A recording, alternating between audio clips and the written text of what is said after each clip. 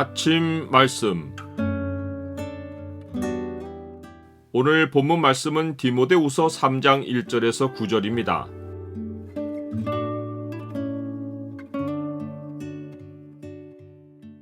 말세에 고통하는 때에 사람들에게 나타나는 모습. 오늘 본문을 죄의 창으로 보면 말세에 고통하는 때에 사람들이 보이는 특징이 무엇인지가 보입니다. 죄의 창을 보여주는 구절은 3장 2절입니다. 사람들이 자기를 사랑하며 돈을 사랑하며 자랑하며 교만하며 비방하며 부모를 거역하며 감사하지 아니하며 거룩하지 아니하며. 사도 바울은 디모데에게 말세에 고통하는 때에 사람들에게 나타날 현상을 알려줍니다. 말세는 성령이 강림한 때부터 시작되었기에 교회 시대 전체를 망라합니다. 그 가운데 예수님이 알려주신 마지막 때는 말세 가운데 인자가 오시기 직전 마지막 시간입니다. 사도 바울이 디모데에게 이 현상을 말해준 것은 디모데의 목회 현장에서 일어나는 일이 교회가 처한 일반의 시대의 조류이기 때문입니다. 사도 바울은 이러한 현상이 생기는 이유를 디모데 전서에서 알려주었습니다. 성령이 밝히 말씀하시기를 후일에 어떤 사람들이 믿음에서 떠나 미혹하는 영과 귀신의 가르침을 따르리라 하셨으니 자기 양심이 화인을 맞아서 외식함으로 거짓말하는 자들이라. 디모데가 목회하는 교회의 거짓 선생들이 이들입니다. 이들은 교회의 권속으로 행세하지만 선한 싸움을 멈추고 다른 교훈들을 받아들여서 사탄의 생각으로 양심이 화인을 맞은 자들입니다. 사도 바울은 이들의 구체적인 특징을 열거해주며 사랑이란 단어를 3번 사용해서 이들이 우선에 두고 사는 것을 명확히 알려줍니다. 그 3가지는 자기를 사랑하며 돈을 사랑하며 쾌락을 사랑하는 것입니다. 마지막 쾌락에 대해서는 사람들이 하나님 사랑하는 것보다 더하다고 했습니다. 먹고 마시며 노는 삶은 노아 때부터 멸망할 자들에게서 나타나는 특징입니다. 이들은 지극히 자기중심적이고 돈 벌어 즐기는 것이 삶의 목적이어서 다른 사람에 대한 배려가 없습니다. 이것이 세상 사람들 이야기가 아니라 교인들 가운데 있는 가라지의 이야기입니다.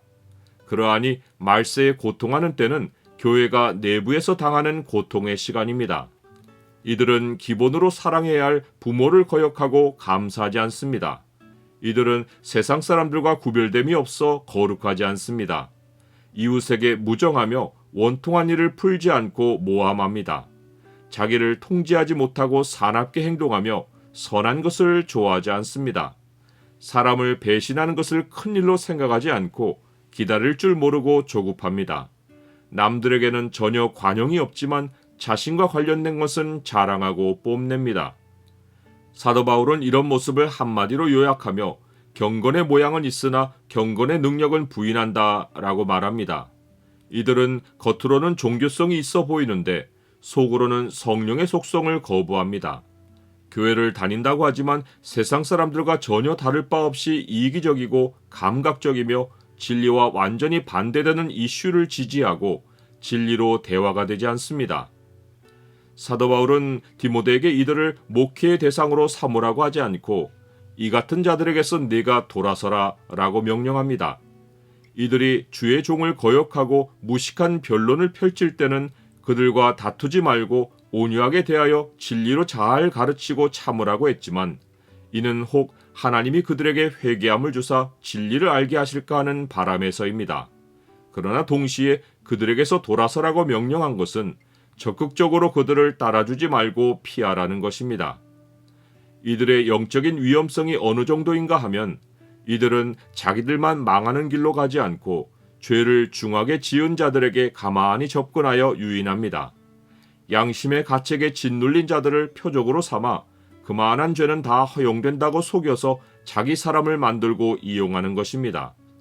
죄의 문제를 쉽게 다뤄주는 이들의 말에 솔깃한 자들은 이들에게서 항상 배워봐야 끝내 진리의 지식에 이룰 수 없습니다. 사도 바울이 이런 자들을 대표하는 인물로 얀네와 얀브레를 꼽았는데 이들은 모세를 대적한 애굽의 술사들입니다. 이런 자들의 특징이 모세를 대적한 것 같이 주의 종을 대적하고 진리를 대적하는 것입니다. 이들의 영적 현실을 보면 이들은 마음이 부패하고 믿음에 관하여서는 버림받은 자들입니다. 사람이 한두 번 말다툼을 할 때는 회개를 기대하고 온유하게 대하지만 사도 바울은 그들이 더 나아가지 못할 것이라고 하며 저 두 사람 곧 얀네와 얀보레에게 된 것 같이 그들의 어리석음이 드러날 것이라고 말합니다. 즉 논쟁을 반복하고 사람을 이용하는 자는 더 나아가도록 하나님이 놔두지 않고 그들의 어리석은 실체를 드러내신다는 뜻입니다. 나는 교회를 어지럽히는 자들을 어떻게 대해야 한다고 생각합니까? 애굽의 술사들이 어느 정도까지는 모세를 흉내내었지만 하나님이 치시는 재앙의 희생이 되었습니다. 하나님은 진리를 대적하는 자들이 교회를 끝까지 어지럽히도록 놔두지 않고 반드시 다루십니다. 가르침을 받는 자들은 말씀을 가르치는 자와 모든 좋은 것을 함께 하라.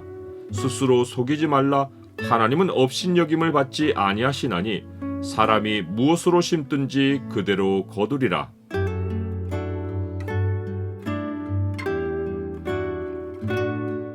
주님, 성령이 아니고서는 누구도 경건에 이르지 못합니다.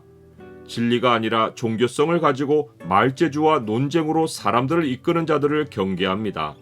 주께서 주의 백성을 진리로 보호해 주시고 교회를 어지럽히는 자들을 다루어 주옵소서. 예수 그리스도 이름으로 기도드립니다. 아멘.